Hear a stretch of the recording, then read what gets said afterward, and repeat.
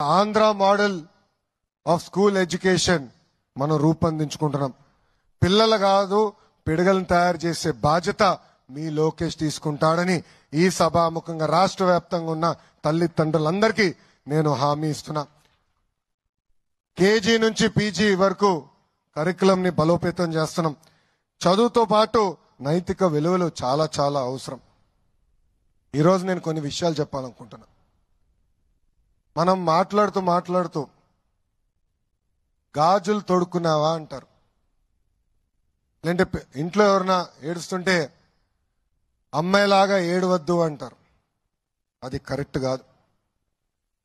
అది ఎప్పుడు చెప్పినా నాకు చాలా బాధ కలుగుతుంది. సమాజంలో మార్పు రావాలంటే మన ఇంటి నుంచే ఆ మార్పు మొదలవుతుంది. అందుకే పుస్తకాల్లో కూడా మహిళల్ని గౌరవిస్తాం కానివ్వండి, ఇంటి పనులు కూడా సమానంగా ఇద్దరు చేయాలనేది పుస్తకాల్లో పెట్టబోతున్నాం. వచ్చే సంవత్సరం నుంచి అది కూడా చేస్తున్నాం.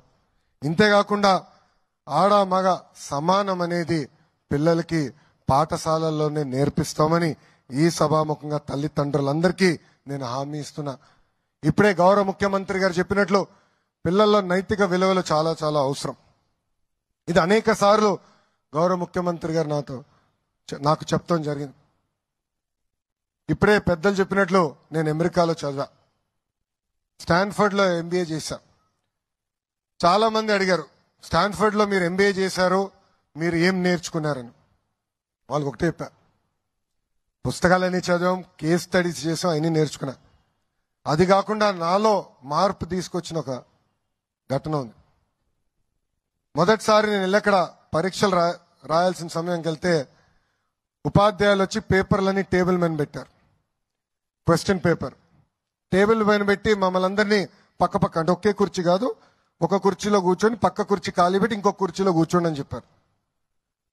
కూర్చున్న తర్వాత ఆయన అందరికీ పేపర్లు ఇచ్చి ఇంకా మీరు ఎగ్జామ్ రాయండి అని చెప్పి ఆయన వెళ్ళిపోయారు. క్లాస్ నుంచి వెళ్ళిపోయారు. స్టాన్ఫర్డ్ లో ఆనర్ కోడ్ అని ఉంది. నేను కాపీ చేయను, పక్కోడు కాపీ చేస్తే రిపోర్ట్ చేస్తానని. సుమారుగా ఒక 30 ఎగ్జామ్లు రాసుంటా, 30 పరీక్షలు.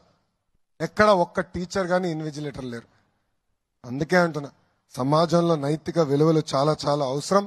ప్రత్యేకంగా పిల్లల నుంచే ప్రారంభం అవ్వాలి. దీనికోసం గౌరవ ముఖ్యమంత్రి గారు సలహాదారులుగా చాగంటి కోటేశ్వరరావు గారిని నియమించారు. వారి డైరెక్షన్ లో ప్రత్యేక పాఠాలు కూడా త్వరలో రూపొందిస్తున్నాం. దీంట్లో భాగంగా లైఫ్ స్కిల్స్, సివిక్ అవేర్నెస్, ఆటలు పాటలతో పాటు పిల్లల్ని చదివించే బాధ్యత మేము తీసుకుంటున్నాం. ఇంకా విద్యార్థులు సామర్థ్యాన్ని పరీక్షించేదానికి, తెలుసుకునేదానికి డిజిటల్ క్లాస్ రూమ్స్, కేవలం ఏదో టీవీ పెడతాం కాదు, టెక్నాలజీతో జోడించి డిజిటల్ క్లాస్ రూమ్స్ త్వరలోనే ల్యాబ్స్ కూడా ఏర్పాటు చేయబోతున్నాం. ఇంకా మీ పిల్లలు టెక్స్ట్ బుక్ లో ఏం చదువుతున్నారని కాకుండా చదివింది ఎంతవరకు వాడగలుగుతున్నారు, రోజువారీలో ఎట్లా వాడగలుగుతున్నారు, దానిపైన కూడా తల్లిదండ్రులకి మేము తెలియజేస్తాం. అన్ని పాఠశాలల్లో tables, leak proof class rooms, తాగునీరు, మౌలిక వసతులు కూడా అందిస్తాం. విద్యాశాఖలో ఏ నిర్ణయం తీసుకున్నా అందరితో మేము చర్చిస్తాం, ఉపాధ్యాయులతో చర్చిస్తాం. త్వరలో తల్లిదండ్రులు కూడా ఒక యాప్ ఇస్తాం. దాని ద్వారా మీ అభిప్రాయాలు కూడా తెలుసుకున్న తర్వాతనే అవి అమలు చేస్తాం. అమలు చేసే సమయంలో లోటుబాటు ఉంటే సరిదిద్దుకునే కూడా మీ ప్రభుత్వం సిద్ధంగా ఉందని ఈ సభాముఖంగా మీ అందరికి తెలుపుకుంటున్నాను.